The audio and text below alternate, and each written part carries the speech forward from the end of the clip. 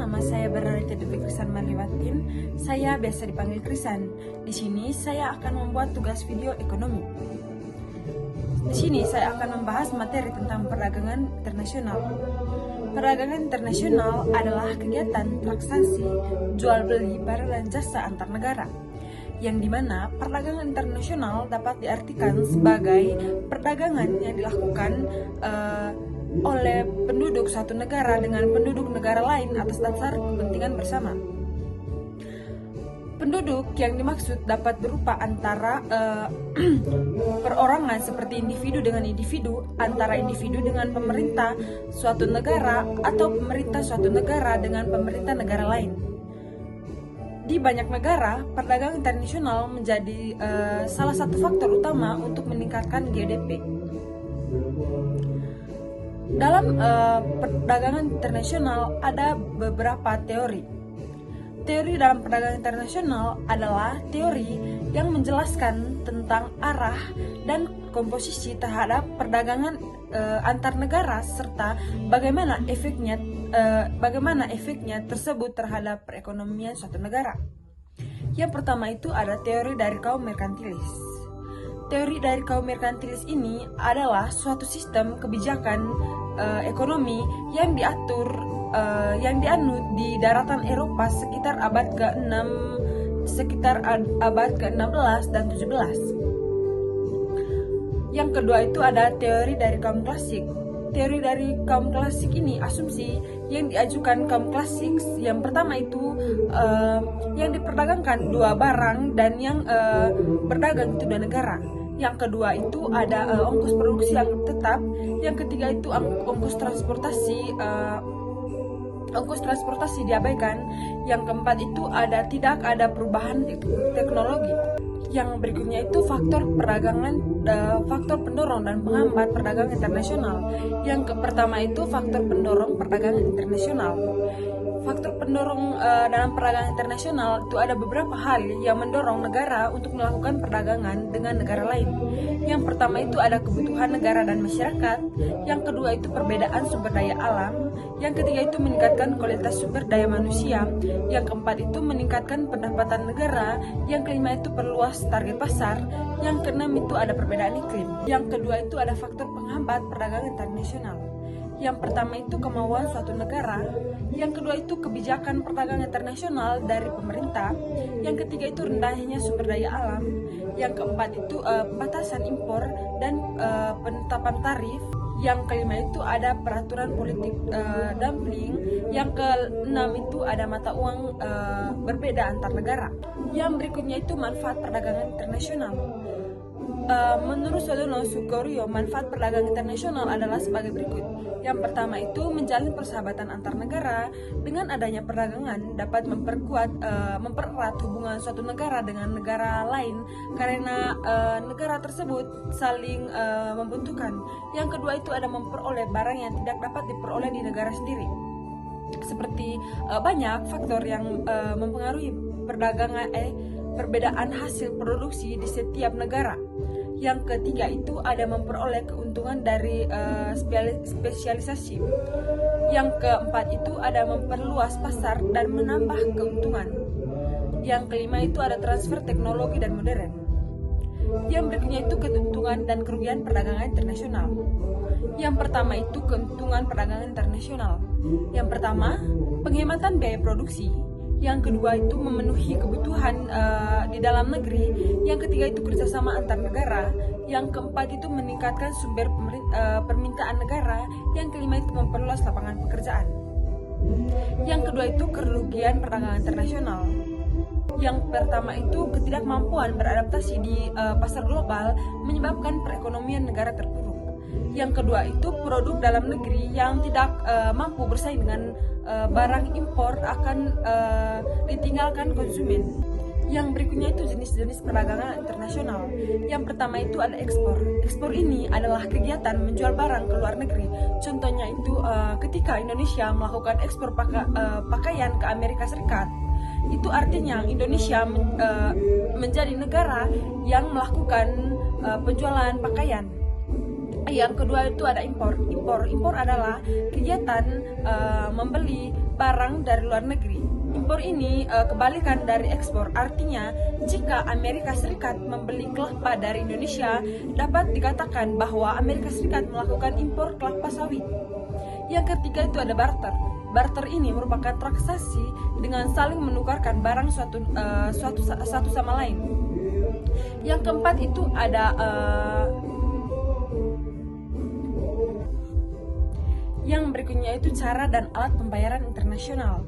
Yang pertama itu cara pembayaran internasional. Yang pertama itu ada kompensasi pribadi. Kompensasi pribadi adalah cara pembayaran dengan mengalihkan penyelesaian utang piutang pada seseorang penduduk dalam sebuah negara di mana penduduk tersebut tinggal. Caranya ini cara seperti ini tidak lagi banyak digunakan karena sulitnya mencari mitra yang memungkinkan dilakukan kompensasi pribadi. Yang kedua itu ada pembayaran tunai.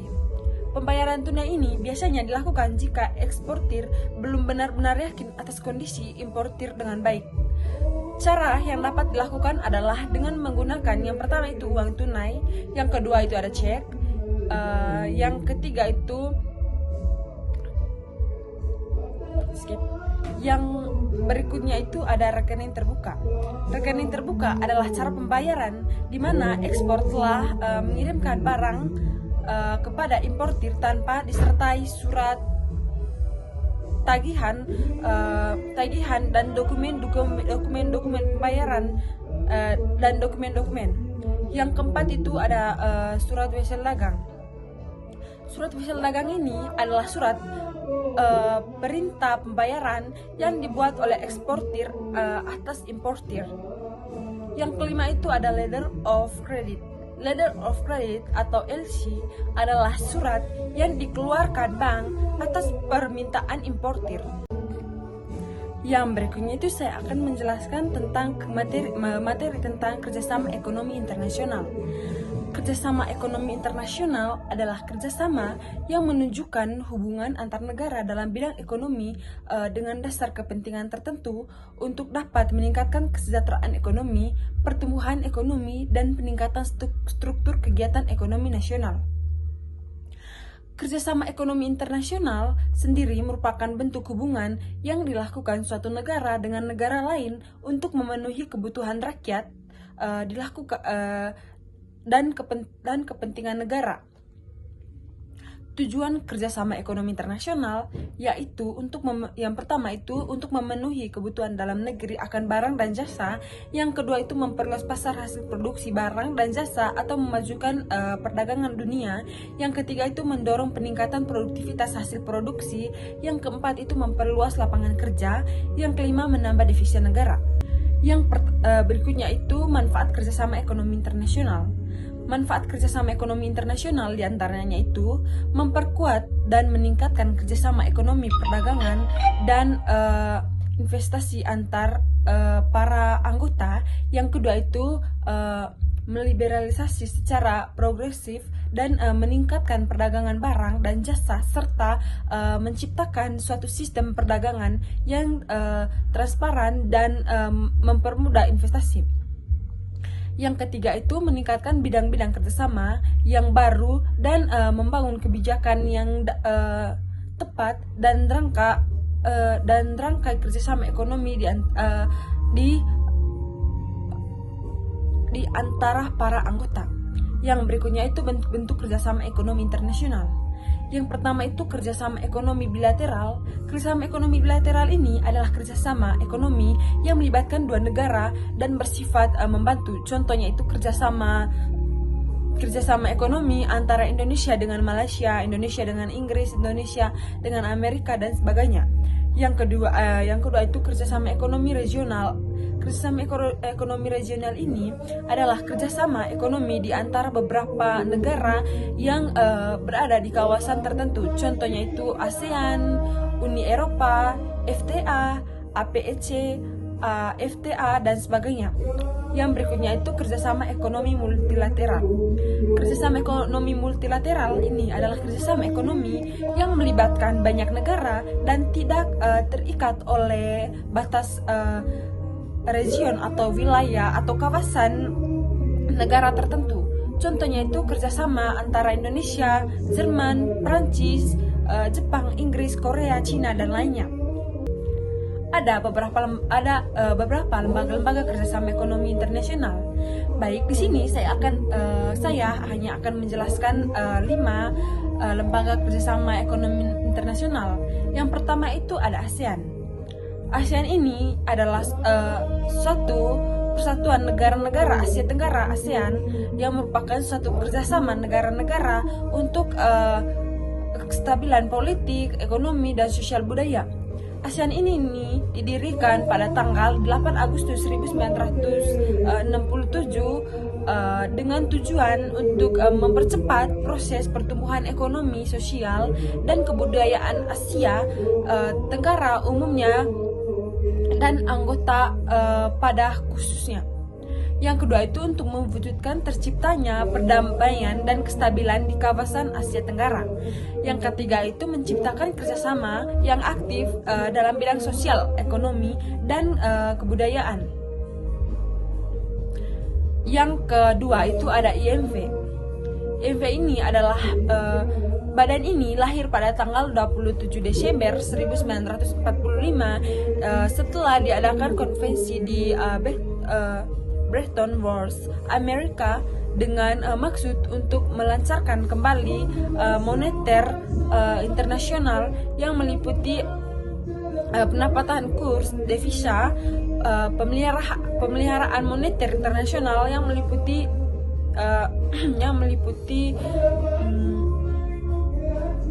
yang ketiga itu ada IBRD. IBRD ini atau Bank Dua Dunia didirikan pada tanggal 27 Desember 1945 dengan tujuan untuk membantu pembiayaan usaha pembangunan dan tujuan dan perkembangan negara-negara anggotanya. Yang keempat itu ada WTO. WTO ini merupakan organisasi perdagangan yang bertujuan untuk memajukan perdagangan internasional agar terciptanya suasana yang dapat membatasi atau mengadakan peraturan yang bersifat menghambat. Yang kelima itu ada IFC. IFC ini didirikan pada tanggal 24 Juli 1945 bertugas memberikan pinjaman kepada pengusaha swasta dan membantu menghilangkan investasi luar negeri ke negara-negara sedang berkembang. Baik, itu saja penjelasan singkat dari saya. Sekian dan terima kasih.